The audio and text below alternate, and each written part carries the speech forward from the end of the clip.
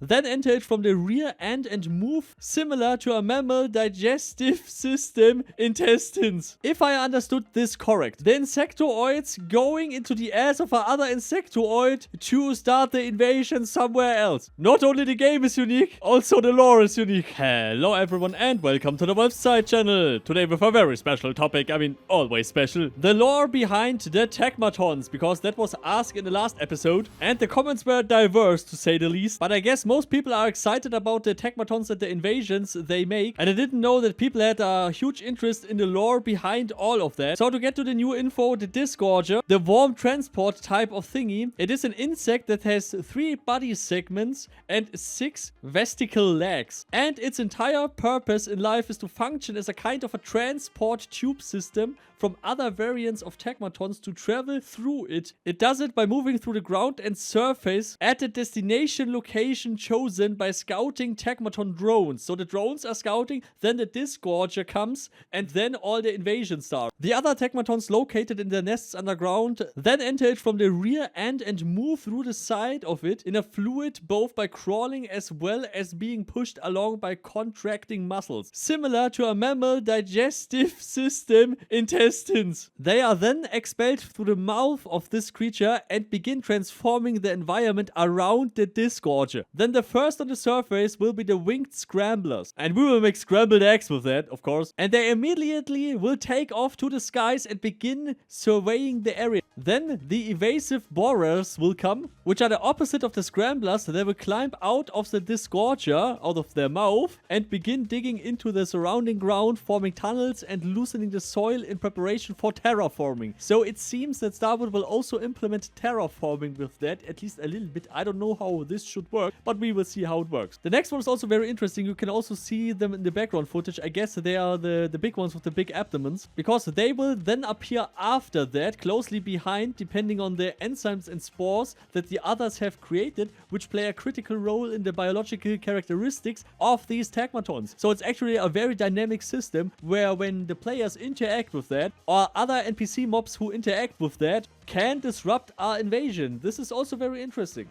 Then the Tagmatons will multiply a little bit and solidify their presence and the foothold in the new area. Over time, the Disgorger, the big sandworm stuff where everything goes in their ass and out of their mouth, like the South Park episode, will expel larger and stronger Tagmatons to aid it on defense. And there are the synced-limbed slayers, agile lancers, enormous bulwarks, and fearsome harbingers. And I personally think this is a type of Tagmaton like we had in the first game with the different types of Tagmatons, but I guess this is now a lot different in this game. Because comparing alone what Starboard has shown here, what Starboard is ambitioned to do, what they have told what they will do, and all the other mechanics they will implement into that is so much different compared to Mortal Online 1 invasions. Throw the Mortal Online 1 invasions away. This is much better. Mortal Online 2 invasions. This is awesome. And when the location is ready, then the Broodmother will ascend and after some time gather a large number of followers and begin to marching across the land to the nearest town. So the only way more or less to stop an invasion is in the early phases when the Disgorger, the big sandworm stuff, and the drones are coming, appearing somewhere. This is where you can easily stop an invasion. The only problem is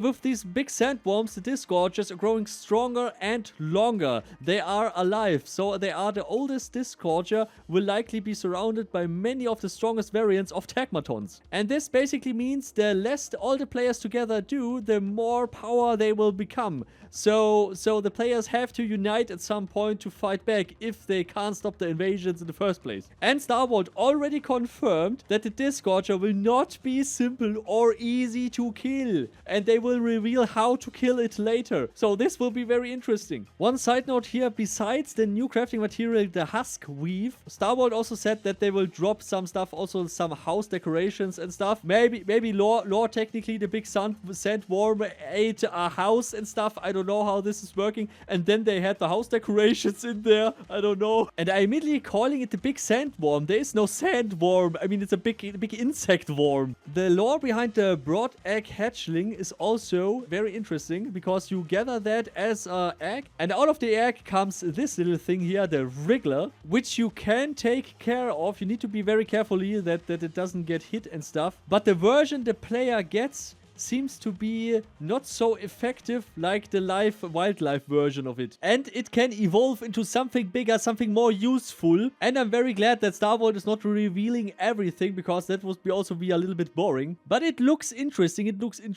And with the Mortal Online 1 in mind, I don't know what this could be. But I think it's just a tameable or dominated Tagmaton. But my personal guess is here that you get a pet that is the Think-Limbed Slayer, the Agile Lancer, the Bulwark, or the Harbinger. Now to the lore behind the Hivebreakers, because people were interested because Henrik was not showing that in his streams. So the Hivebreakers is an association of people who are carrying the weight and heritage of surviving of the Tagmaton eruption. So they tried to fight the Tagmatons and stuff, and they have dedicated their lives to hunting, slaying, and culling of Tagmatons wherever they can find them. And it also seems that there will be camps, because this group can also be found in small camps outside some towns, dressed in ornamented and decorated by a piece of exoskeleton of carapace from the Tagmatons they have slain, of course. So these are the people who have learned how to harvest, craft Huskweave, and you can obtain the knowledge there for a price. So you can get the Huskweave from these vendors if they want to share their knowledge with you. This also depends. So the Hivebreakers are still pissed about the stuff that has happened 1,000 years ago, and that the Tagmatons are still here.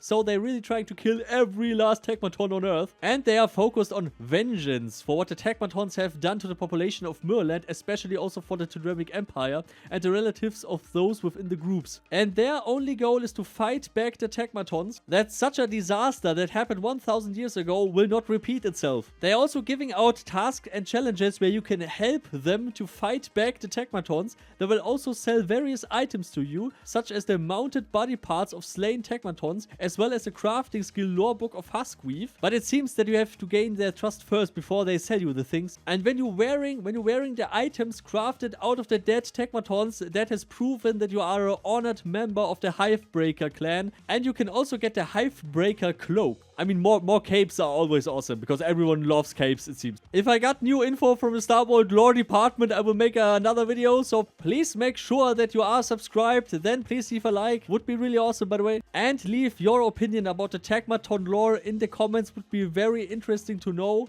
One little side note here, everything is still work in progress, so stuff can change over time as well. And I'm really looking forward that Star Wars can implement this invasion system. And I think when they giving the extra effort like they had with the tablet system, the chat system, the broker system, then now with the invasion system, and now with the juicy content, now they can work on the juicy content the next years, months and stuff, and we will see a lot of more content in the upcoming months and years. Because now the engine is in place, the performance is ready, and now they can focus just on content. And also on reworking older content to make it more appealing to the actual thing why it's there. So yeah, special thanks to all these supporters, of course. Carmel, Locario, Mr. Minerva, Damn Tired, Ronus, Paternax, Cologne, Bullock, and all the others, of course. And never forget to make your Tagmatons hard. I mean, make party art.